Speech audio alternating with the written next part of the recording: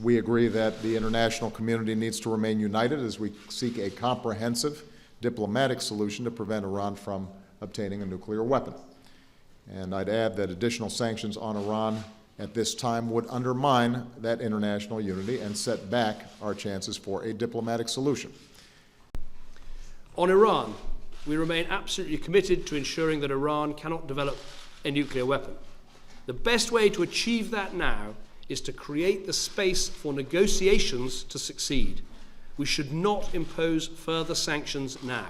That would be counterproductive, and it could put at risk the valuable international unity that has been so crucial to our approach. We're going to take a few questions. We're going to start with Jonathan Karl of ABC. Thank you, Mr. President. You mentioned your... Wrong mic. You mentioned your opposition to the sanctions bill on Iran. And this is obviously a bipartisan bill supported by some very senior top members of your own party in Congress. Why do you oppose a bill that would only impose sanctions if you fail to reach an agreement and if the Iranians fail to agree to take steps to curtail their nuclear program? Would you go so far as to veto a bill supported by top Democrats in Congress on this issue? And to Mr. Prime Minister, I understand you've been making phone calls to senators on this issue of the Iran sanctions bill. Is that correct? Are you actually lobbying the U.S. Congress on this? And if I may, Mr. President, I'd really like to hear your reaction to the news that Mitt Romney is thinking about running for president again. On your last question, I have no comment.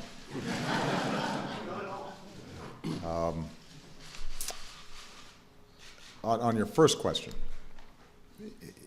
when I came into office, I made a commitment that Iran would not obtain a nuclear weapon, that we would do everything we could to prevent that. And that is important for our security and it's important for the world's security. If Iran obtained a nuclear weapon, then it would trigger an arms race in the Middle East, make our job in terms of preventing the proliferation of nuclear materials much more difficult. Given their missile capabilities, it would threaten directly our closest allies, including Israel, and ultimately could threaten us. And so what we did was systematically, with the help of Congress, construct the most forceful, most effective sanctions regime in modern history. And what was remarkable was that when I came into office, the world was divided around this issue, and Iran was united.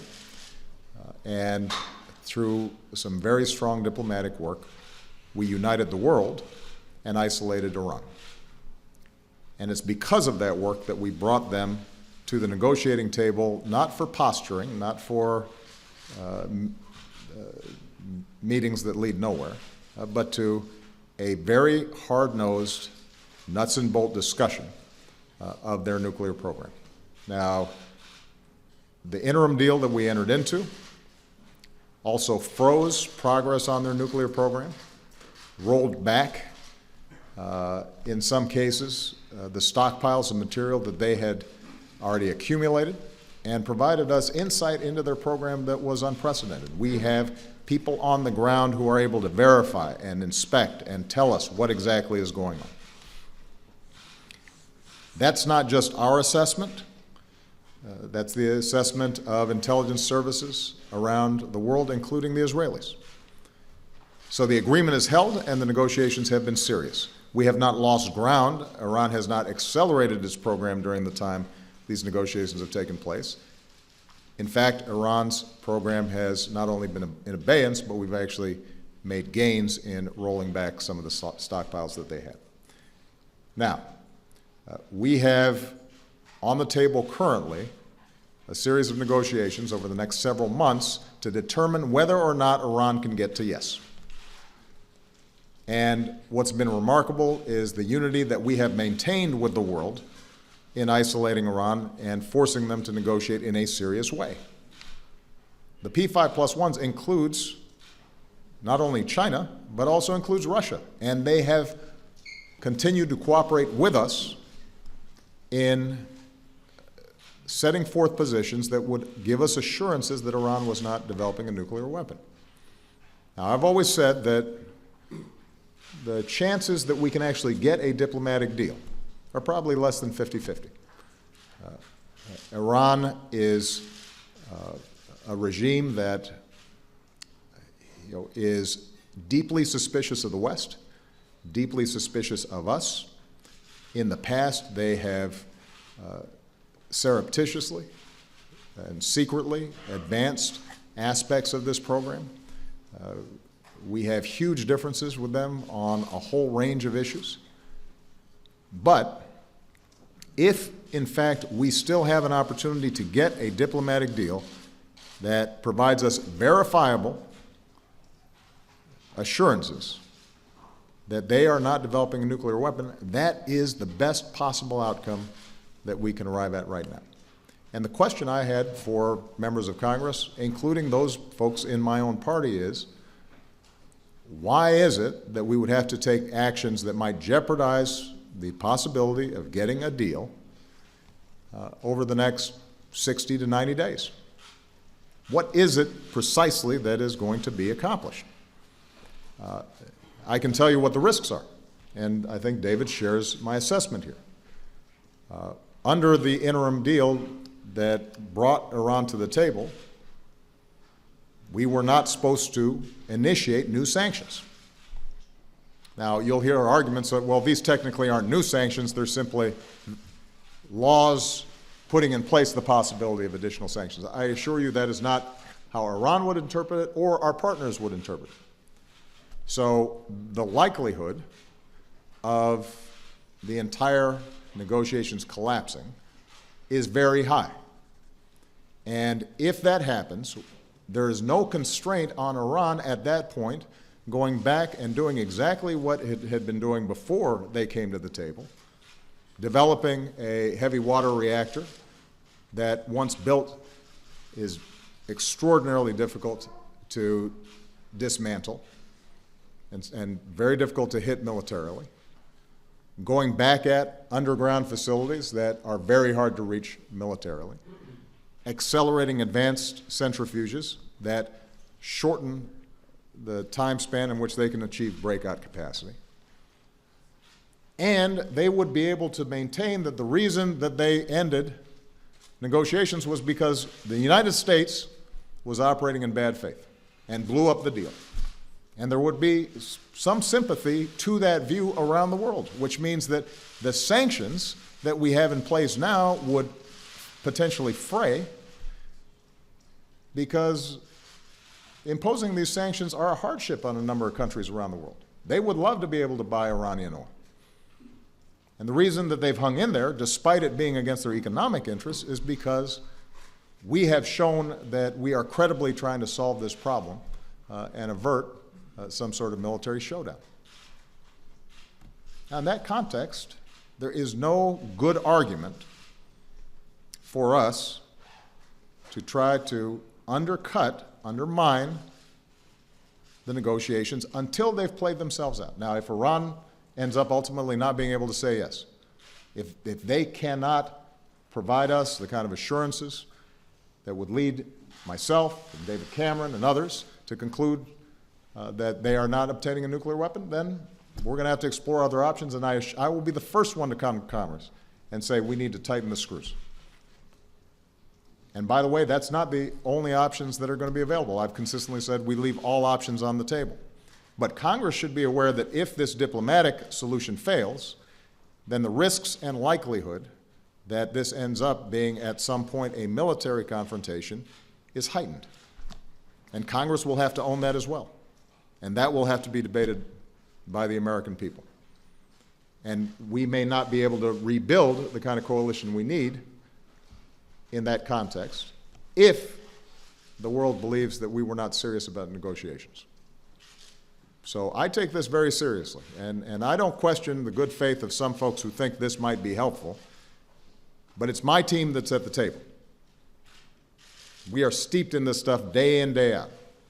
We don't make these judgments blindly. We have been working on this for 5, 6, 7 years. We consult closely with allies like the United Kingdom in making these assessments. And I'm asking Congress to hold off because our negotiators, our partners, those who are most intimately involved in this, assess that it will jeopardize the possibility of resolving providing a diplomatic solution to one of the most difficult and long-lasting national security problems that we've faced in a very long time. And Congress needs to show patience. So with respect to the veto, I said to my Democratic caucus colleagues yesterday that I will veto a bill that comes to my desk. And I will make this argument to the American people as to why I'm doing so.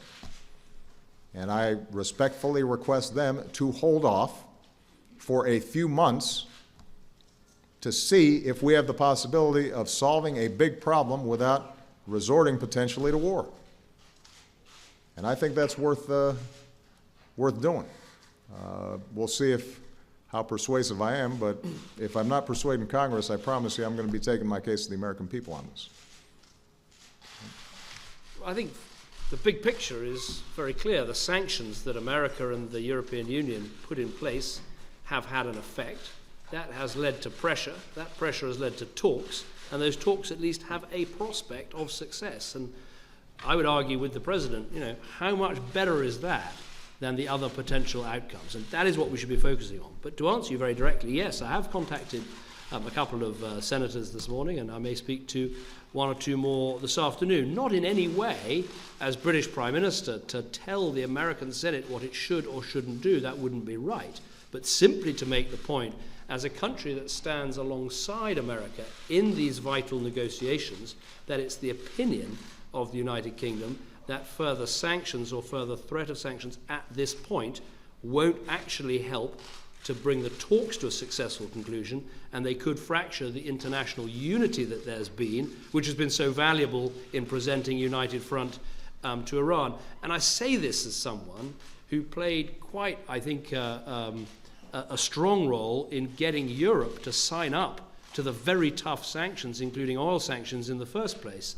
And I would just simply make this point, that those sanctions have had an effect. And to those who said, if you do an interim deal, if you even start discussing with the Iranians any of these things, the sanctions will fall apart, the pressure will dissipate, no one will be able to stick at it. That has demonstrably been shown not to be true. So the pressure is still there, and as the President says, if the Iranians say no and there is no deal, then by all means let's sit down and work out what extra sanctions to put in place, because I think we're absolutely united in a simple thought, which is a deal that takes Iran away from a nuclear weapon is better than either Iran having a nuclear weapon or military action to prevent it. In the end, it comes down to that simple choice. And so will I do what I can to help as one of the countries negotiating? Sure I will. I think the way the President put it, I wouldn't disagree with. It's very hard to know what the Iranian thinking is about this. I'm the first British Prime Minister in 35 years, I think, to meet with an Iranian president, and it's very hard to know what their thinking is. But there is a very clear offer there, which is to take Iran away from a nuclear weapon and to conclude an agreement with them which would be mutually beneficial. That's what should happen. Major Garrett.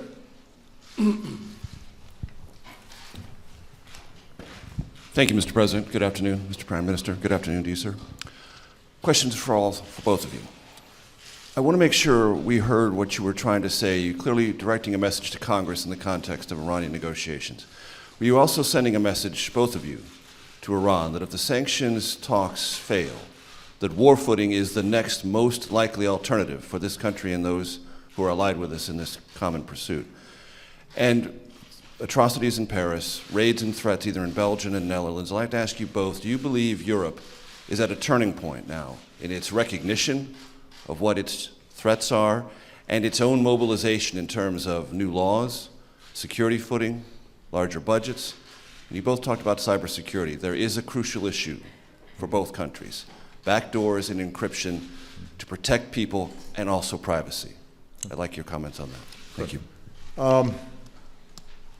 I am not, repeat, not suggesting that we are on immediate war footing should negotiations with Iran fail. But as David put it very simply, if in fact our view is that we have to prevent Iran from getting a nuclear weapon, then we have to recognize the possibility that should diplomacy fail, we have to look at other options to achieve that goal. And if you listen sometimes to the rhetoric surrounding this issue,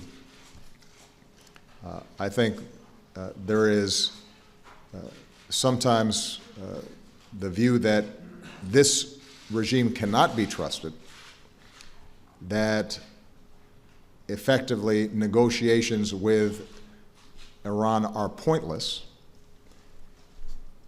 And since these claims are being made by individuals who see Iran as a mortal threat and want as badly as we do to prevent them from getting a nuclear weapon, the question then becomes, well, what other alternatives exactly are available? That is part of what we have to consider as to why it's so important for us to pursue every possible avenue to see if we can get a deal. Now, it's got to be a good deal, not a bad deal. I've already shown myself willing to walk away from a bad deal. And the P5+1 walked away with us. And so nobody's interested in some document that undermines our sanctions and gives Iran the possibility of whether covertly or gradually building up its nuclear weapons capacity. We're not going to allow that, and anything that we do, any deal that we arrive at, if we were to arrive at one, would be subject to scrutiny across the board, not just by members of Congress, but more importantly, by people who actually know how the technical aspects of nuclear programs can advance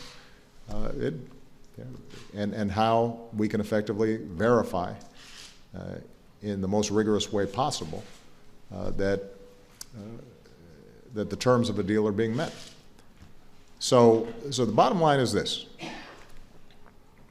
We may not get there, but we have a chance to resolve the nuclear issue peacefully. And I should point out also, by the way, that even if we get a nuclear deal and we are assured that Iran doesn't possess nuclear weapons, we've still got a whole bunch of problems with Iran on state-sponsored terrorism, their rhetoric towards Israel, their financing of Hezbollah.